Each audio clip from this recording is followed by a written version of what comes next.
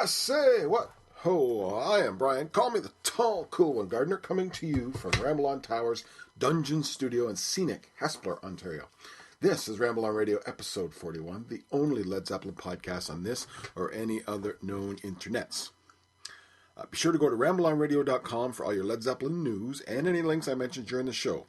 You can listen to Ramble On Radio at Podbean, subscribe at iTunes, or listen to it at Spreaker.com or SoundCloud. Be sure to give Ramble On Radio a review at iTunes, or like Ramble On Radio on Spreaker, and that way that just draws attention. Helps bring other listeners. So I actually posted on Twitter that I was doing this podcast about a week and a half ago, and then I realized the day I was sitting down to record I was going to record this one, and I realized that it was the anniversary of Celebration Day. So I thought that was probably more important to talk about. But I wanted to get this one in before the year was out. This comes from back when Robert released 9 Lives, which I have in my hand, and of course I'm not YouTubing this anymore. You can go on YouTube, go to I Am Brian, damn it, at YouTube, and you're good to go, by the way. It's there if you really want to kind of sit at your computer and listen to it. If you also go to rambleonradio.com, you can listen to me through Spreaker. But the 9 Lives, when was the 9 Lives? Is that 90, 95? 90, no, after Mighty Rearranger, so about 90, or about 2010, right? Sorry, 90, I'm thinking. Let's see, 2005 it says. 2005. So this was done in 2005. It was an interview with Redbeard, and it's called. The interviews are called. Redbeard is, by the way, a DJ in the studio with Redbeard. Robert Plant, 9 Lives Best Of. So and he posted this online. He did it at the time, but posted it online just last month. And when he posted it online, he wrote a little blog post about it as well, and mentioned that 2013 is the anniversary of 30 years for Principle of Moments, 25 years for Now and Zen, 20 years for Fate of Nations. And it got me thinking about those 3 albums. Those are 3 of his better albums for sure. And 5 years apart. Of course, right after Fate of Nations, he went on to Page and Plant. And it was next year the 20th anniversary of Page and Plant. Is it 94? I think it was 94, wasn't it? So next year we'll have some talking to do on the Unleaded and on my first concert experience of Jimmy Page. I'll have to look up the date and mark it down, and we'll go over that stuff. Anyway, so he had this interview, and out of the interview, there's a few things that come up interesting. Robert Plant thinks of his career as a very fluid thing. He doesn't consider it in terms of stages. It's not a straight line with, the Led Zeppelin years, the pre-Led Zeppelin years, the Robbie Blunt years. He just it just flows, and it's the music. He does mention in it that during the 80s he avoided Led Zeppelin. But he also points out, which is very true, by the way, that Led Zeppelin were out of fashion in the 80s. And it's really very true that after 1980, 81, even here in the Americas, they were just not thought of much. They were very out of fashion for a spell. And when they did Live Aid, it brought them back a bit, but It didn't bring them back massively speaking. But it was around the time of Live Aid, of course, that he did do a Tall Cool One. I think that was 80. I'm going to say 85 Live Aid. So 88 was Now and Zen.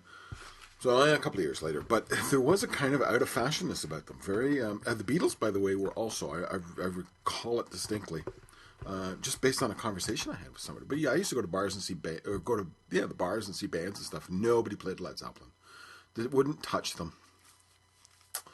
And the same would go for. They just weren't. They just it wasn't on. He also mentions, by the way, that, and I'm going to mention that maybe a little later. I got some stories to go with it, I think, I'll have to, as I go, I'll be talking off the top of my head, but I'll get back to that subject a bit. But yeah, the 80s were an odd time to be a Led Zeppelin fan, I can assure you. He talks about Led Zeppelin used to rehearse. They didn't rehearse Led Zeppelin songs. They rehearsed oldies. And I wrote something here that I absolutely can't read. A session in which the band joined some oldies, changed him. Oh, when he was touring before Now and Then, around the time of Now and Then, with I believe I have the stuff written down, but it was the Johnsons.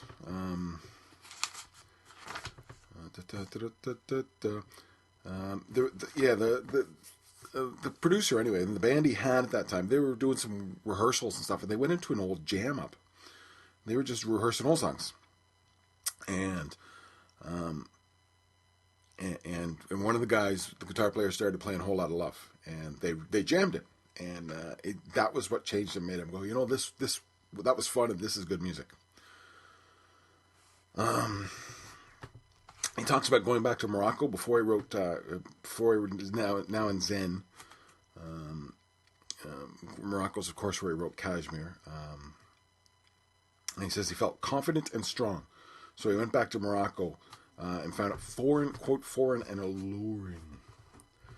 And Tall Cool One, Redbeard talks about, and I'm kind of off all over the map on this, but I have notes. This is why. With one musical blast, Plant exorcised his demons. This is all part of the interviews, by the way. This is what I'm quoting. He also felt that his solo career was strong enough by Now and Then, without it appearing like some kind of mercy job, quote unquote, without it appearing as some kind of mercy job. It was not a case of I have to play Led Zeppelin songs to get my music heard. He was well established as a solo artist by then, so felt comfortable going back to the Led Zeppelin, which makes some sense, right? You that's what you do. You establish your own life, and then you can. You can comfortably go back to an old life or to somebody else's, artists earlier in their career, for instance, often don't cover other people's music if they haven't specifically recorded it, whereas later on they might do that. And it's just one example, right? When you have enough music to cover your own concert, then it's easier to put somebody else's in and say it's an artistic decision, Same applies for just covering a song. If your first hit is a cover song, I'm trying to think of any artist who had a first hit that was a cover song and managed to ever get one of their own songs, Or if you establish yourself as a songwriter, you have 2 or 3 hit songs, and then you go and you cover something that you just love, that's a different thing. People know, well, he's allowed to cover a song too. He's, this is a song he loved, whereas... if you start out as a cover artist, you finish up a cover artist. The only exception I can think of is kind of the early 60s, where they were all cover artists. The Stones and Eric Clapton and stuff. They kind of established the point of songwriter / performer. Before that, it was, but the Beatles, even their first couple of songs were covers, I think. Or at least very early on, they were doing covers, right? Okay. Regarding his first solo band, he mentions that, and this is kind of going to be, we'll move right on, right? Apathy and lethargy crept in. It needed a quote-unquote, quote, a bit more application from other people. I should underline that, from other people, I would say. I felt a bit like I was dragging it along. I wondered about that. That's a bit of a, who's taking that slap in the face? But also, you wonder, guys like Robbie Blunt, who'd never performed at that level before, had never been, and kind of finally hit, in a way, got the brass ring. And did he relax a little? Do you say to yourself, oh, look, I've made it. I guess I don't have to work that hard anymore, And Robert knew, that now that your ears was half the battle, this is how hard you work to keep it going too. You know. So anyway, he felt he was dragging the band along. And he also talks, though, he liked that band. He liked what they did. He liked that it wasn't four to a bar, four to a verse, four to a chorus. In other words, it wasn't traditional songwriting. And I'm going to get into that a bit here. But really, listening to Principle of Moments, and this is what I did, is I literally put on the headphones and went through all three of these albums. Very specifically, for this podcast. And Principle of Moments, the thing that strikes me, and the thing that always struck me about those first two albums was how interesting the guitar work is, how intricate it is, how he avoids entirely the kind of Chuck Berry boogie-woogie riffs, all the standard kind of guitar repertoire stuff. He doesn't do any of it. And I remember when Pictures at 11 first came out, and I mean first came out. And I think Worse Than Detroit was on the radio a bit. And people would say, and I bought the album. And somebody said to me that day, and so we are talking, because I was, I wasn't missing that. We are talking the day it was released, or 2 days after it was released. Or, if it was released on Tuesday, maybe I picked it up on Thursday. But somebody said, he's just ripping off Led Zeppelin. He's just the same old, same old. And what's always struck me about those first two albums is how much they don't sound, how wrong that assessment is. And I even thought at the time, geez, I don't hear that. And the radio stations have been playing the album for a day or two, or a week or two, or something. So we all had heard it, most of it. And so that's where this opinion came from. And I never heard that. It didn't sound very much like Led Zeppelin to me at all. One of the places that always struck me is Robbie Blunt's a very different guitar player, a very different tone, very different quality of tone. Yet he is very much like Jimmy Page in that he doesn't do the standard kind of licks, right? Jimmy Page very rarely broke into that Chuck Berry boogie-woogie type thing. And when he did, this is for some bands, it's the only pattern they know, that shuffle kind of thing. When he did it to dynamic effect, like in the chorus of Celebration Day or the chorus of Night Flight. He just hit it for about 2 or 4 bars, and it really jumped out instead of just being part of the song. It was really kind of wow. He just gave that song a bit of an extra lift. Robbie Blunt didn't even do that, though. He never went into that pattern. Never went into a Bo Diddley shuffle. Never, just did single line stuff. Did arpeggios on the chording, and which arpeggios is for those who have no musical knowledge whatsoever. Individual notes within the chord. Instead of playing the chord, you play the notes in the chord. He was doing that, and his lead solos were very one-line stuff. No double stops, as they call them, which is basically playing 2 notes at once. And that sort of thing. He really avoided that sort of thing. It was really, and that was the one way they were like Led Zeppelin. And of course, Robert Plant was singing, which obviously made them sound something like Led Zeppelin. You can never get away. Never. I've never, ever, ever heard the band where when the singer moves on to another band, it doesn't sound eventually like their old band, because singers sound like singers. Guitar players can change guitars. Guitar players can change amps. They can change their sound. They can change their tone.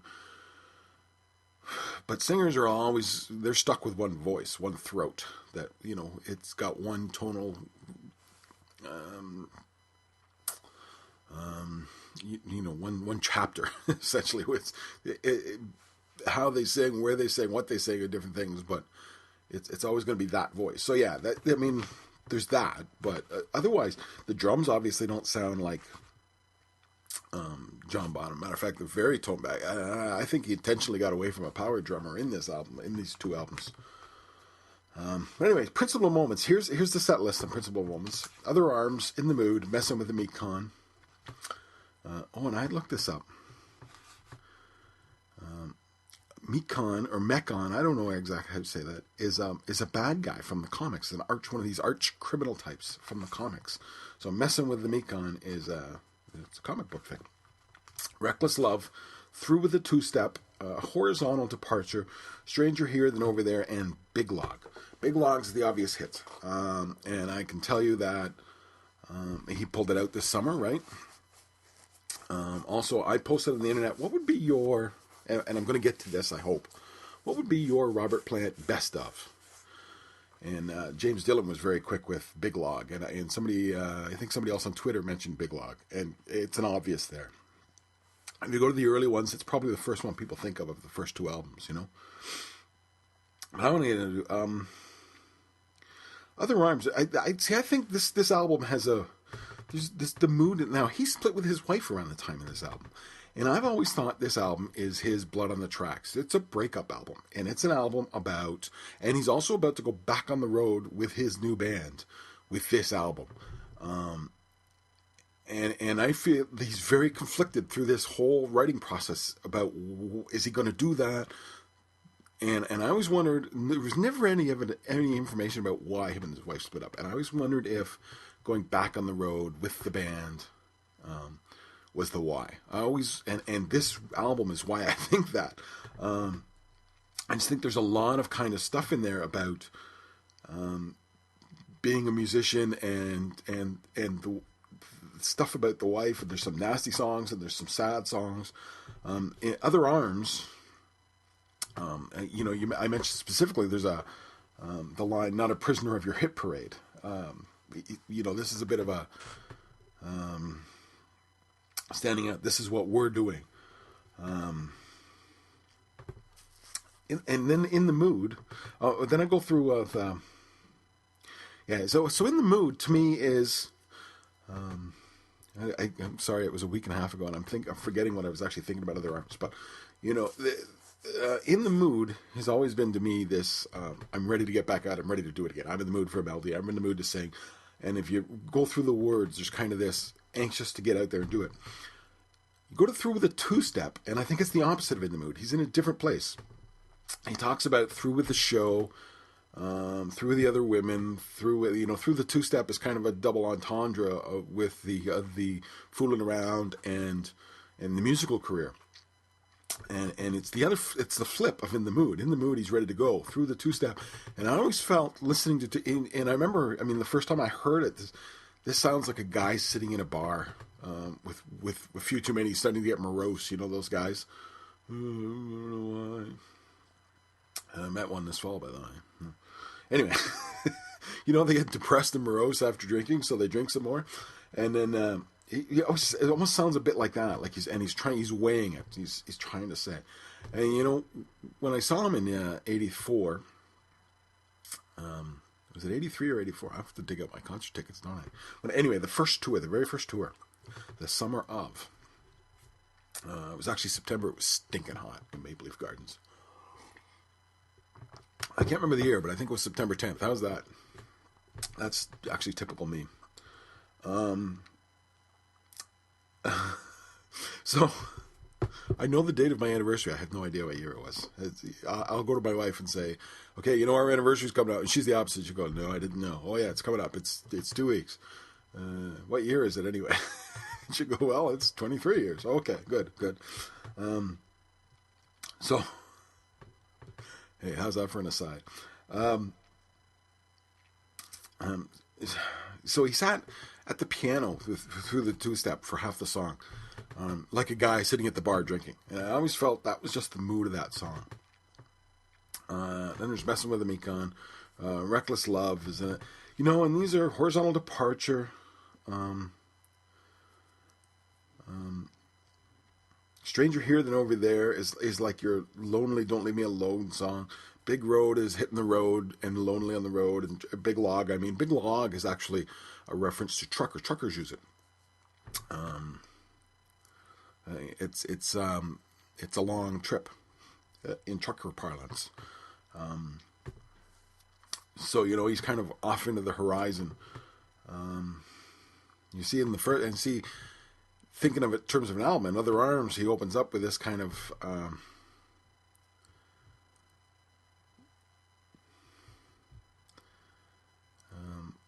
almost a paean to the lady. and he goes through, is he going to do it? And by Big Log, he's gone, right? So, again, they're kind of opposite ends, I think. Other Arms strikes me as a why you would stay at home. Big Log is the why you would go on the road, or what it's like at home, what's it like on the road, or that sort of thing. And the thing about it is, they're all interesting, good songs. It's really good songwriting. And that DVD on Robert Plant, Blue Note, Robbie Blunt talks about he spent more time learning those songs or working on those songs, working on his guitar parts than any other. And his great guitar, and the solos are dynamite. When you kind of put the headphones on and go, oh, that's so good. And, at the end of the solo in The Mood, he does a little doo-doo-doo-doo-doo. That's so cool. And goes back, and the songs move around. I made a note on Horizontal Departure. After the solo, it's like a whole other song. Everything changes. And I love that about that. That's a Jimmy Page thing, actually. He loves to move the songs around. And bridges aren't just going to the minor key and roll. Bridges change the song. And Plant learned some of that,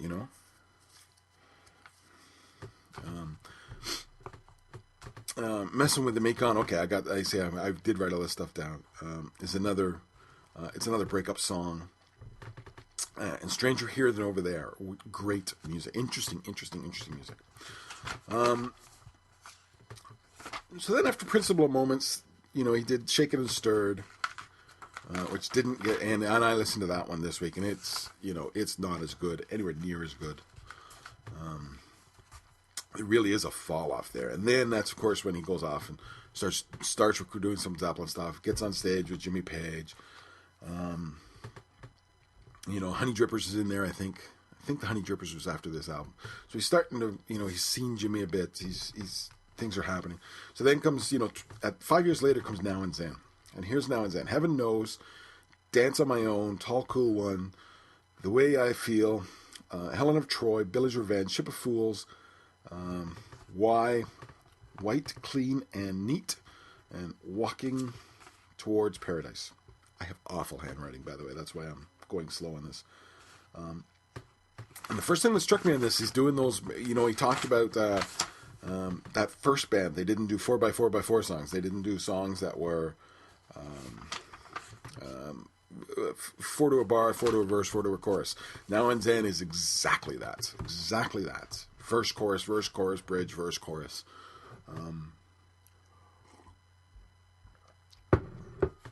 And these are meant as pop songs. And this, I'll tell you, before I go into, I think this is a bit dated. It's listening to it, this is not great songs on the whole. This is not great produced music. This is not great music on the whole. However, at the time, it really sat well. It was everywhere. Tall Cool One and Heaven Knows was everywhere. And it was a great, have the cassette, throw it in your car, drive down the road with the windows open. Because in those days, folks, kids, we didn't have air conditioning in the cars, and we drove with the windows open. I know it's hard to imagine, but that's what we did. Windows down, volume up, and it was a great album for that. It was great. It just really was, it felt good in the 80s, this album. It was a good feeling album.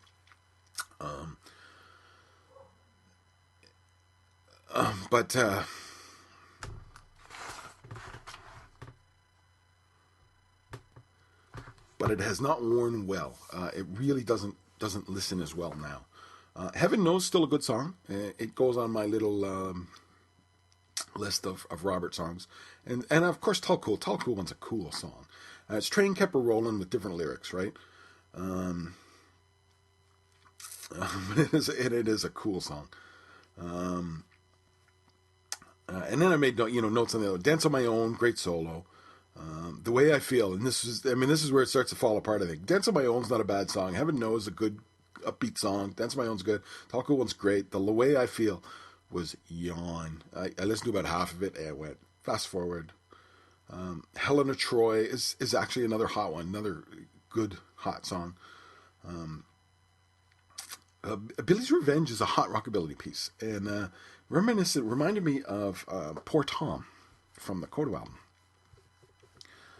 And then this is where it got to me. I remember well Ship of Fools, White, Clean and Neat, and none of them did anything for me now. They really didn't.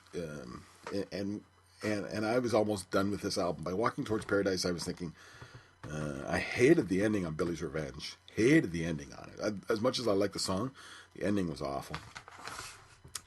And the other thing is, reading the book that comes with 9 Lives, they talk about this one being a return to his roots. And other than the Zeppelin stuff that gets sampled into Tall Cool One, I don't get that. To me,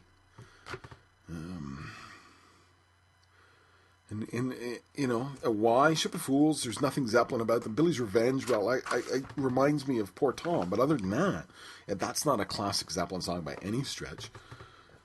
And my note is, it's a 50-50 album. When it's good, it's great, but there's a lot of crap here, and there's a lot of crap there. But it didn't age as well as I think some of the. To be honest with you, Principal Moments I think sounds better now maybe than it did then. It's aged really nicely. Whereas Now and Zen, not as much, but a good album, and certainly was an uptick in Plant's career.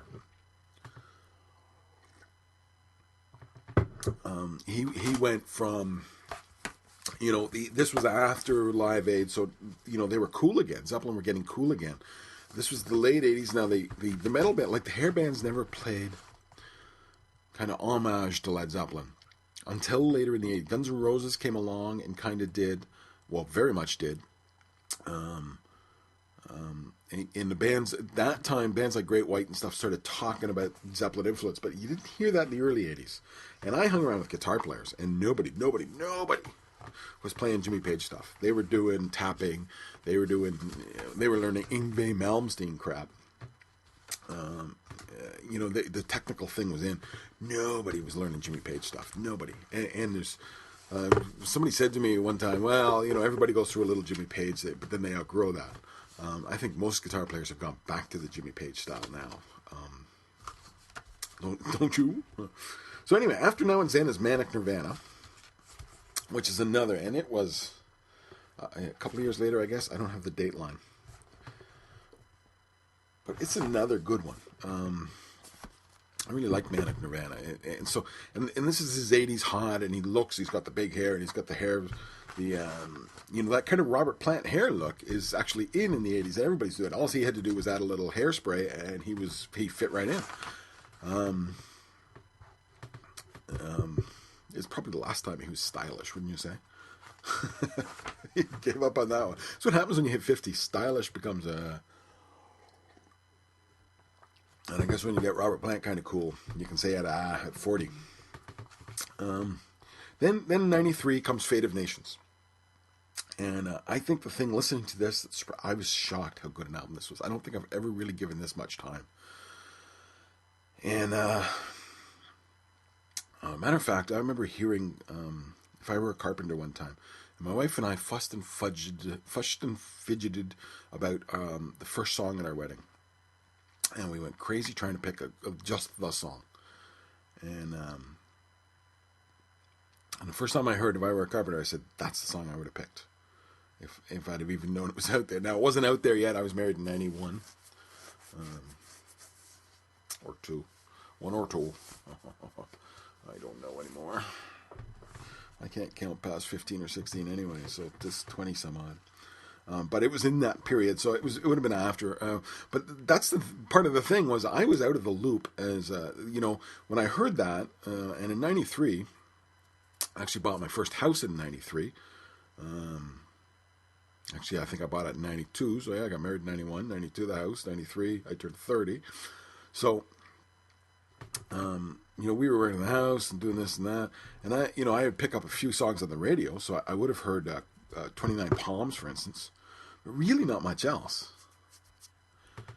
And I do have the CD. I must have bought the CD at some point, and believe me, that at that time in life, just because new house, establishing ourselves, money for a CD was was a real treat. That was a take going out there, you know. And I was talking about the '90s being my. People talk about songs from there. Do you remember this song or that song? No, I was in a band. It's just recently ended, but we were doing "Shine" by I can't even think of the name of the band now, but you know the song "Shine," and they brought this to this band, and I'm going, hey, that's a pretty neat song. What is that? And are you joking? Yeah, and we used to play it, and people my age and stuff go, oh, I love that. I can't believe you played that song. And until these guys brought it to the thing, I don't think I've ever heard it. And that's just, I wasn't paying attention to what was happening in music at the time. I never got Nirvana, never got into, and it's because so Fate of Nations is in my collection, but I never paid much attention to it. So I put it on, and starts with Calling to You, and very starts off with this very Mideastern violin, really kind of establishes almost what he's going to do in the next year with Jimmy Page, right? Down to the Sea, Come Into My Life. I put that as a yawn. This is the CD era where they added a couple songs, of course. I would scratch that one. I Believe, which I wrote. See, here you go. I make notes, and then I'm looking at it. Just a really, really bad song, I Believe. 29 Palms. Memory Song. If I Were a Carpenter. Promised Land. The Great Gift. Great Spirit. And Network News. And it's overall, this really works. And the stuff that's good on this is like 29 Palms, If I Were a Carpenter, Promised Land, Calling to You, Down by the Sea. Great songs. They really are really great songs. Now, in his book, it notes this is Robert Plant's political album. He was disgusted with all the propaganda surrounding the Gulf War. I was disgusted, quote unquote, surrounding the Gulf War. And so this was a little bit of environmentalism. He wanted to go environmental. And again, an intentional return to his roots. Less electronics, more acoustics. And my little note is, of course, this was the 90s. Who wasn't doing this? But, maybe it's natural, too, that,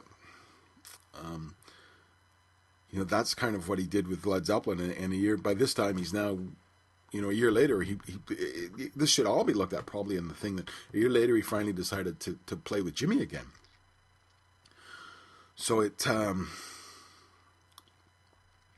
you can see the progression here that he's starting to move in that direction. I do like the 9 Lives essay says, quite simply, the best album Plant has made with any band. It is a good album, surprisingly good album. And I wondered, was it necessary for this album for Plant to be in the right place for Unleaded? Which I guess is what I was getting at before. Is this sets up that, and you wonder if he was willing to do that a lot, because Jimmy seemed to come with similar ideas to this. And like I say, the violin at the beginning of Calling to You sounds very much like some stuff that was in Unleaded. But the last 2 songs, by the way, I kept listening to it going, what political? And then it's the last 2 songs. Great Spirit is his environmental song. Network News is his political song. And they're fairly obvious when you stop and pay attention to the words and stuff. Which I'm fine with. I don't like when musicians... I'm a bit of a shut up and sing type of guy. I don't mind when Bruce Springsteen does a little... The guys are in the house for the food bank. If you can, he does a little. They call it a PDA. The Springsteen fans, right? Public. Anyway, it's basically his little good works, and that's just a little bit. It takes about 2 minutes, and he's really just saying the food bank people are here, and this is why I support the food bank. I have no problem. That's fine. And when Springsteen in the middle of songs or starts describing songs that have nothing to do with politics as political, when he starts talking about, when he just goes off in these political tangents in the middle of songs, I start to have more of it. I don't care. I'm not interested. However, if you want to sing about it, that's another story. That's putting your money where your mouth is. And I'm quite happy to decide, yes, no, I will buy that song, won't buy that song based on the song. And if you want to do, if you want to do a political song, and I always have the option to say, but when I go to hear you in concert, and you becomes a political beast, I've gone to hear songs, I've gone to hear music. If I want to go to a political rally, that's what I'll spend my money to go to. So I guess, I think you know what I'm saying? So I have no problem, bottom line, with Great Spirit or Network News. They were okay songs. The messaging is there, and yeah, whatever, because I always have the choice to not listen to them. Or I always have the choice to not buy it based on it. And I think more people should. I think more people should not buy it based on politics if they don't agree, because that would put an end to a lot of... let them, if artists want to do politics, let them put their money where their mouth is, and if they don't want to do politics, politics could be a very private thing, and that's fine. I'm not going to buy or not buy your album based on what you may or may not believe. But, if you start sticking the album full of songs that are politics, you run the chance of me going, I don't think so. So anyway, that's a little bit outside of what I normally do. But anyway, this is supposed to be his political album. That's the point we're making. But it is not, by any stretch of the imagination, his best album with any band. It's not his best album as a solo artist. His first two albums far exceed it, I think. But it's a good album. It's a good, and certainly not better than anything Led Zeppelin did. It's not better than Coda. It really isn't. Sorry. So I don't buy that, but I guess they got to sell albums too. So that's anyway. Yeah, I wanted to talk about those three albums. I thought that was a thing to do, And then I was going to go through and do a quick, and I did not get a chance to make a list. So I talked about the list of what would you put on Robert Plant's on the greatest. If you were going to make a playlist in iTunes for greatest hits, and I'm thinking of doing so, what's on it? And of course, I got a couple of quick suggestions. One of which was Alive plus Satan, Your Kingdom Must Come Down, and I didn't emphasize. I want stuff that I have the CDs for. I don't want to have to go digging around for bootlegs or through my bootlegs. I'm talking about the released stuff. Specifically in this instance. And then Wyatt kind of did a really comprehensive list. Wyatt's been listening to this show since show one. Good fan of the show. And he's, by the way, he's got a webpage called Zap Cowboy, where he does reviews and stuff. He doesn't update it very often, and I have meant to mention it before, and I've not got to it. So just now, Zap Cowboy. Throw it on Google, you'll find it. But again, he had a lot of live, a lot of bootleg stuff. Oh, you want this from that from this.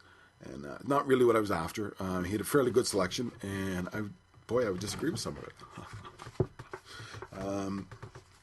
So I'm just going to go through quickly, work off the top of my head. From the first album, Burning Down One Side, Worse Than Detroit. And I could do the whole first album in a way, really. Second album, In the Mood, and Through the Two-Step, and Big Lug. But I love Through the Two-Step. I've always loved that song. And The Big Lug. Anything from the Honey Drippers?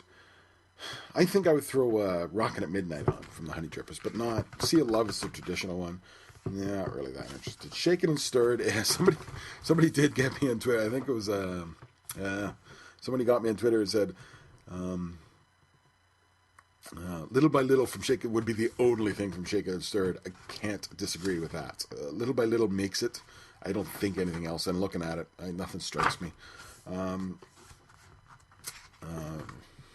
Heaven Knows and Tall Cool One.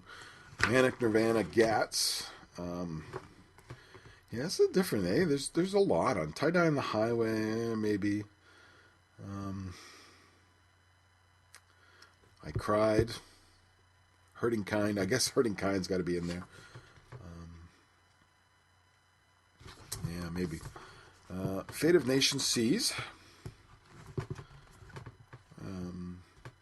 29 Palms for sure. If I Were a Carpenter, and I think Calling to You. I'm going to have to re-listen to this and write this down, aren't I? After Fate of Nations wasn't there an After Fate of Nations? No. And there was a beautiful song he wrote for his son, the son who died. And I'm trying to think of what it was. And I do think it was off Manic Nirvana, though. But that would get there. I'd say, now here's one of the places I would disagree with Wyatt. Nothing off Dreamland. Nothing at all off Dreamland. And believe me, it's an album I tried to like. I listened to it at the gym every day at the time, until about 3 months later, I went, why am I listening to this? I don't like any of this. It's not grown on me at all. Now, and the funnier one is Mighty Rearranger. Mighty Rearranger, I listened to 6 months or so ago and was shocked at how much I didn't like it, because at the time I liked it a lot. So I would have to listen to it again. Tin Pan Valley, Freedom Fries,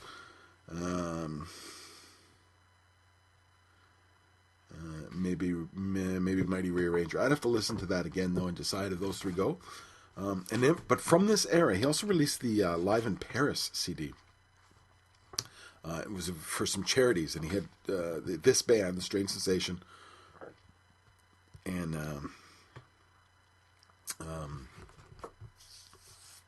I think they did those songs I mentioned, actually. I think it was, yeah. Mighty Rearranger, Freedom Fries, something else, and acoustic version of When the Levee Breaks that I always love. That gets on there. When the Levee Breaks, the acoustic version from 2005 or whatever year that was.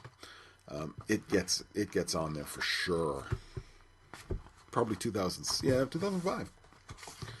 And then there is, I don't know that anything from the Alison Krauss album would get on there. I just don't know. I would have to listen to it. It had been so long, but last time I listened to it, I thought, it's not doing it for me. And then one that was mentioned by the first guy I mentioned, who talked about the live version of When the Levee Breaks that he was doing in the recent shows. He also, Satan, Your Kingdom Must Come Down, he mentioned, and yes, I think that gets on there.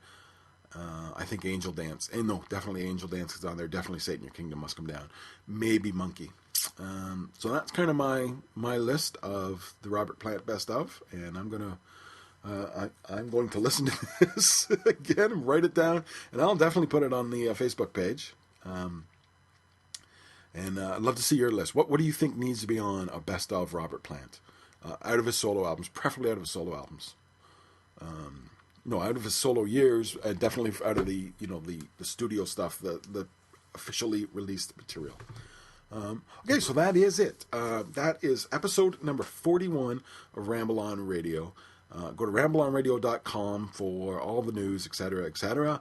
To watch Robert Plant's video. Oh, by the way, I should mention this. Robert Plant, since we're on a Robert Plant's thing, some dates have announced for next year in Europe.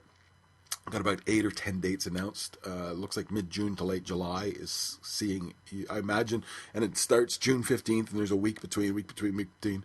I would imagine those dates will fill in. I'd imagine it's going to end up being a 20 or 30 dater, because it looks like it's about 6 weeks.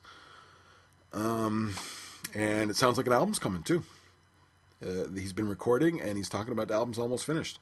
Whether it is an addition to the album, because Strange Sensation, or Sensational Space Shifters, as they're now called, did record an album last year, did record much of an album last year. Whether they changed it, whether they beefed it up, because he since that recording has talked about he's found his big voice, and if you listen to the Midsummer shows, he's singing more rocky, less subdued. And I think so you wonder if they went back and redid some of those songs. Did they write completely new songs? Or are they just adding 2 or 3 new songs to add to what they already had? Don't know. Love to find out. Robert, if you're listening, call me. Because that's what happens. Every week, I get phone calls from the guy. He's starting to bug me, actually. But so it sounds like, and I'll pass the news along as we get it. It sounds like a new album, plus definitely a European tour, hopefully some America dates for Robert Plant next year. And it also sounds like the rumor is strong that the first of the reissue box sets are going to come out in late January. That would be the first and second album going first, and that'll be late January is the rumor. So, Zeppelin fans, save your money. Yeah, you're getting money for Christmas, stuck it under the pillow, because boy, Jimmy and Robert and John Paul Jones and Jason, they need it. They're going to get it. Now that's it. This has been Ramble On Radio, episode number 41. Go to rambleonradio.com for all your news and reviews. I got the Robert Plant video, the movies, the home movies, all 6 episodes posted there. And anything else. Go to the Facebook page. Chat to me on the Facebook page. Chat to me on Twitter. I love hearing from you. If I don't respond, it's because I'm not really good at responding. But do it anyway. Chat with me. Find me on Spreaker, find me on SoundCloud, find me on Podbeam and on iTunes. Leave reviews on iTunes, etc., etc., etc. That is it. I will see you next week. Trying to think. Next episode is going to drop on Christmas Day. Christmas Day. It's possible I won't actually record that day, by the way. Yeah. Just possible. I'll have other things on the go. But we'll see what happens. But I will definitely do something. I got a few ideas. We'll see how it rolls out. I will see you then. Have a Merry Christmas. Have a happy holiday, happy Kwanzaa, whatever holiday you celebrate, because everybody celebrates a holiday at this time of year. Whatever it is, enjoy it. And I will see you December 25th, Christmas Day.